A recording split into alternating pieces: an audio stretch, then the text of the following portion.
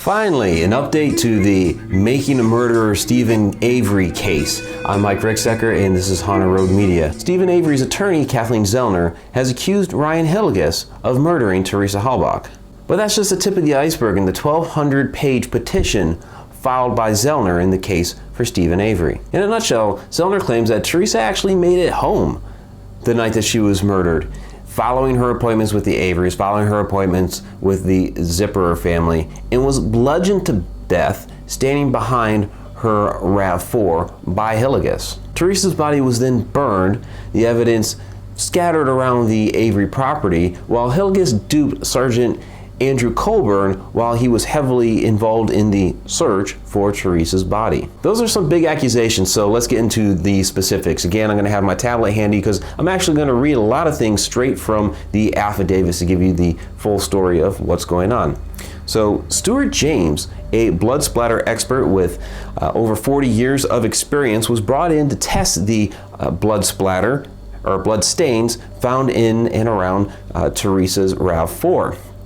According to Kathleen Zellner, Stephen Avery's attorney, the experiments overseen by Mr. James demonstrate that Ms. Halbach was struck on the head after she opened the rear cargo door. She fell to the ground next to the rear bumper on the driver's side, where she was struck repeatedly with an object similar to a mallet or a hammer.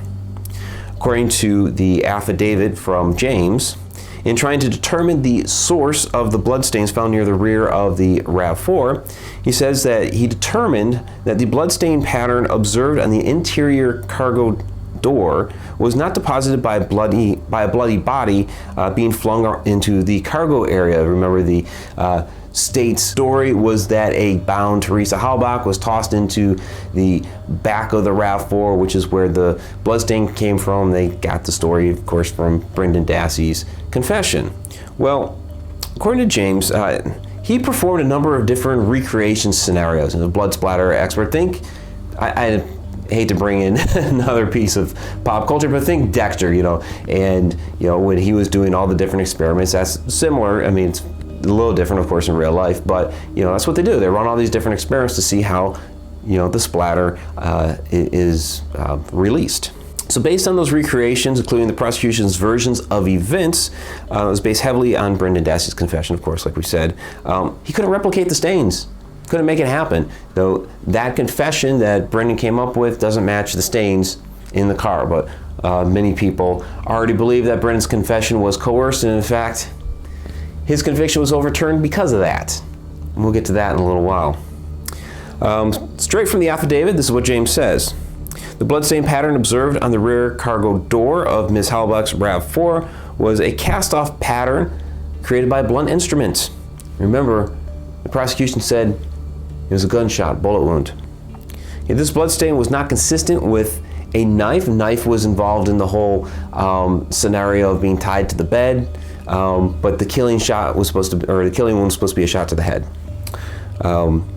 Bloodstain was not consistent with a knife because the blood droplets cast off by the blade of a knife are usually smaller than those observed on the rear cargo door.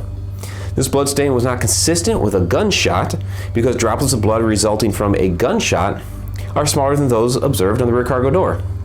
The bloodstain patterns that were most similar to the pattern observed on Ms. Halbach's rear cargo door were consistent with the victim's body in a prone position on her back on the ground with her head near the driver's side of the rear bumper, and the attacker was kneeling over her, striking her with a bloodied object consistent with a hammer or a mallet while the rear cargo door was open.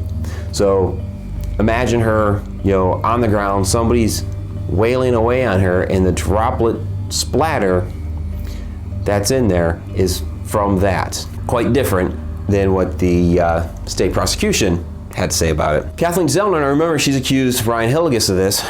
She details how Hillegas had pursued Halbach after she had begun a sexual relationship with her new roommate, Scott Blodorn. Well, wait a second here. That's quite different, of course, than what Hillegas attested to up on the stand.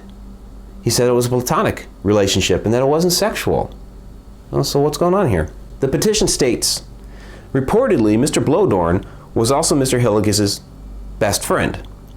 Mr. Hillegas committed perjury at the trial when he described Ms. Halbach's relationship with Mr. Blodorn as platonic and never romantic or sexual. Zellner argues that after the falling out of the 5-year relationship with Teresa Halbach, that Hillegas had motive now that Teresa was in a new relationship, a new sexual romantic relationship with Blodorn. That gives a motive.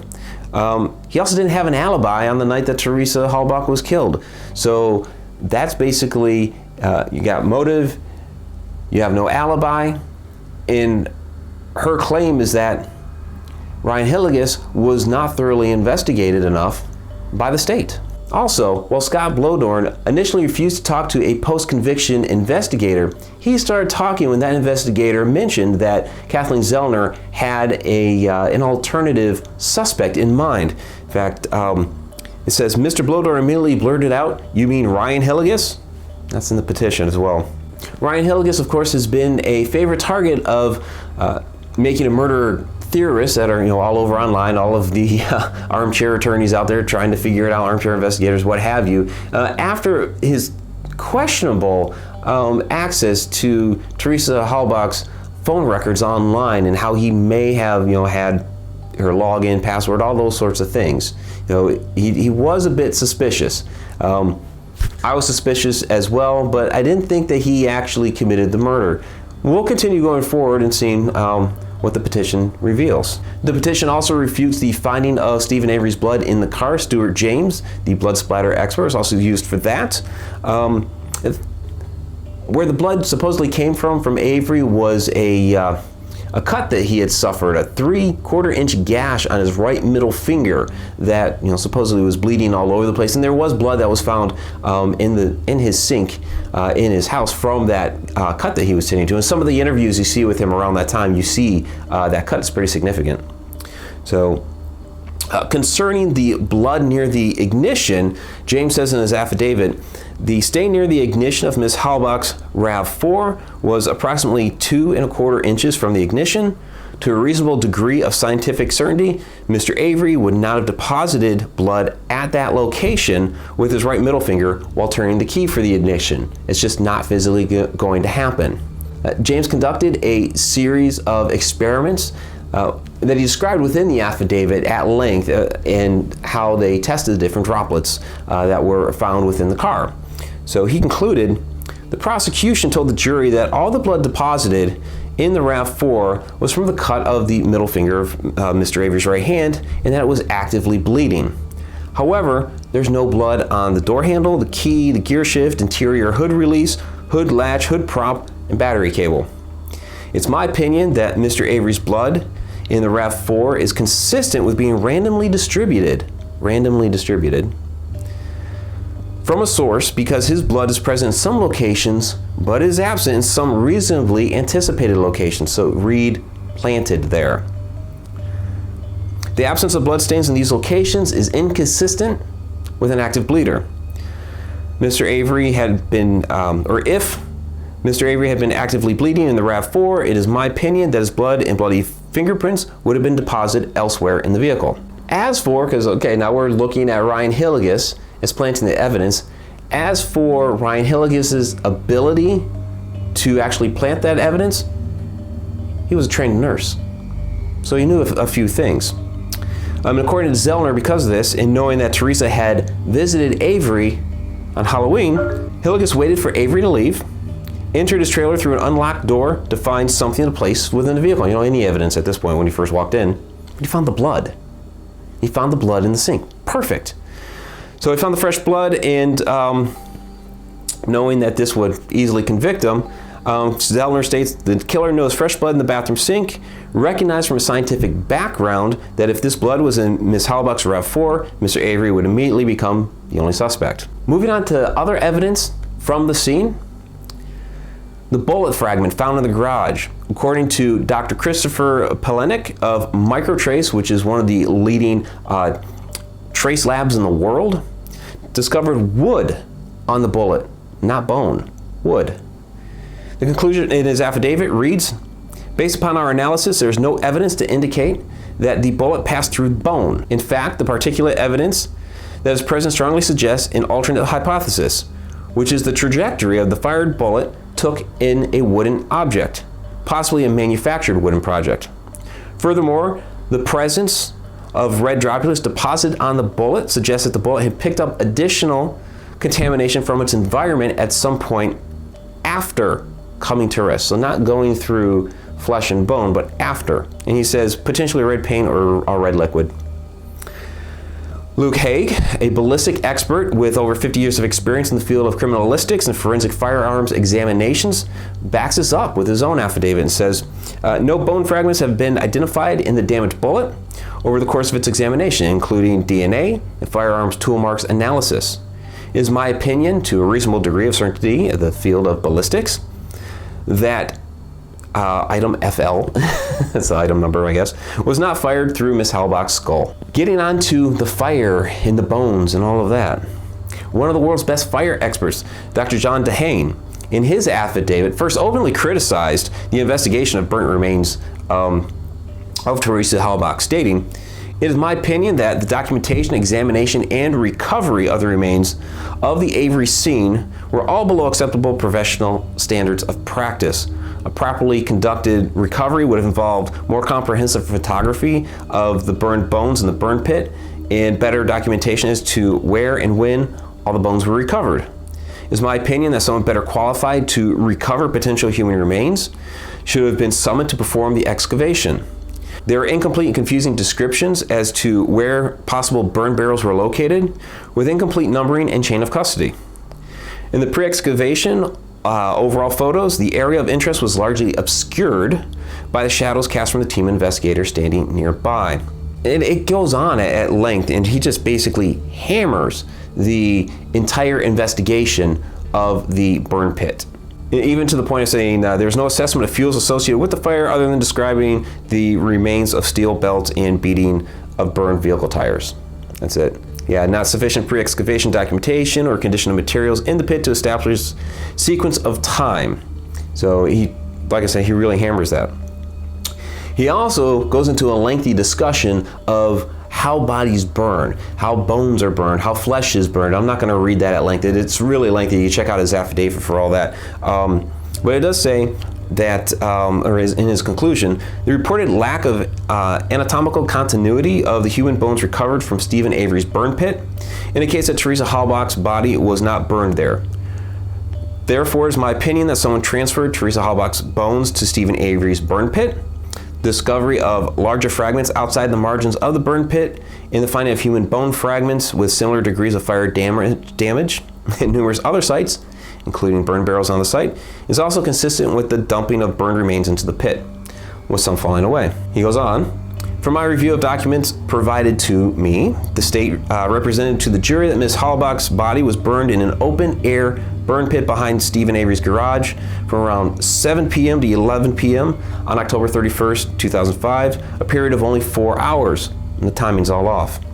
Based upon my review of the descriptions and photographs of the bone fragments analyzed, this theory is not supported by the physical evidence. As described above, burning a body in an open burn pit takes 6 to 8 hours to accomplish thermal destruction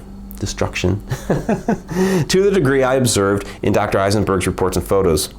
It's my opinion that the burned bones found in Stephen Avery's burn pit could not have been burned to the degree I observed after 4 hours of burning in an open air pit like the one behind Stephen Avery's house. The state also represented to the jury that the bones were fused with metal belts in a manner that suggested that the tires from which the steel belts came were burned with the body in Mr. Avery's burn pit. Based upon review of the photographs taken on November 8th, 2005, and November 10th, on the occasion of the second excavation of Stephen Avery's burn pit, the bone fragments appear to simply be mixed amongst the belts. They're not actually fused together at all. So he basically slams all the burning information that was, or burning testimony that was provided. Now, what I find funny is Ken Kratz, okay? He's the original county prosecutor in all this. He states, I understand she, meaning Kathleen Zellner, has launched 1,200 pages of allegations to see if anything sticks. Ms. Zellner in early 2016 promised test results would prove her client was wrongfully convicted. I suspect that was science now apparently confirming Stephen Avery's guilt. She has chosen to make whatever incendiary allegations she can to make headlines with little regard to the Halbach family or the truth. Well, I don't know what Ken Kratz is talking about science, but that science there that we just read, that we went through, basically blows away his entire case from over 10 years ago. So other tests, I'm not going to get into them all. Also went into detail on the key, on the door latch, the whole, sweaty fingerprints DNA it doesn't actually exist. There's no such DNA as that. But they actually tested for that to see if that would work, and of course didn't. And they also did some tests on how these things could be tampered with. So there's a lot of information. You're talking 1,200 pages. There's a lot of information within there. Happy reading. With all of this, the new evidence in the allowable claim, which is the Ryan Hillegas part of it, Kathleen Zellner's really opened up a whole can of worms here, but that's only part of it. There's a couple other pieces here as well. Her other three arguments include, because there's five total, one, ethical violations by the prosecutor, Ken Kratz, including fabricating evidence and destroying Stephen Avery's reputation. There's a Brady violation she's citing. She argues a Brady violation referring to a U.S. Supreme Court case that ruled prosecutors violated a defendant's due process by suppressing evidence that was favorable to the defendant who requested it. So suppression of evidence. And number three, the ineffectiveness of Avery's defense counsel. So Zellner claims that Avery's trial attorneys, Dean Strang and Jerry Buting, failed at representing their client effectively by not putting expert witnesses on the stand to talk about DNA and blood splatter.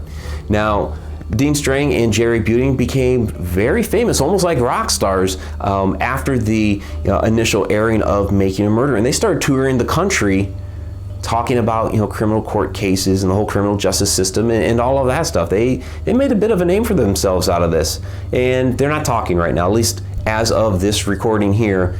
They haven't said anything. Expect maybe a little bit of something, or maybe they'll just stay quiet about it. I don't know. I think they'll say a little bit of something here after they've had a chance to review 1,200 pages. The Wisconsin Department of Justice responded to the motion in a statement which says, and of course they still think Avery's guilty, "We are confident that as with Mr. Avery's prior motions, this one is also without merit and will be rejected once it is considered by the court."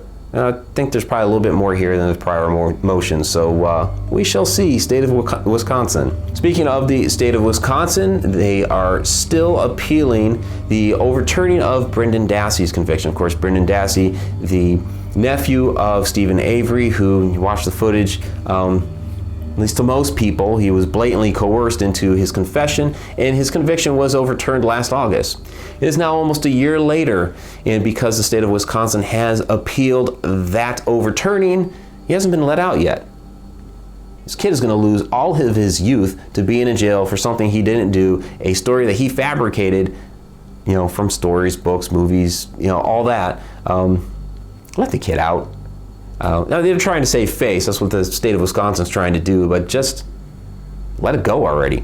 So Brendan Dassey is still in jail as we speak. So I want to thank you for stopping by, watching the Making a Murderer update. There's a lot going on now, a lot of opinions being dished out as to what this 1,200-page petition is going to do for Stephen Avery. I'll keep updating with my review videos as that information comes out. I really appreciate everybody for watching these, and all the opinions and comments and commentary that have been left below in the discussion area. There's been a lot of great discussion down there, some good debate, and some interesting incendiary comments as well. So please, if you have not yet, go ahead and subscribe, and until the next time.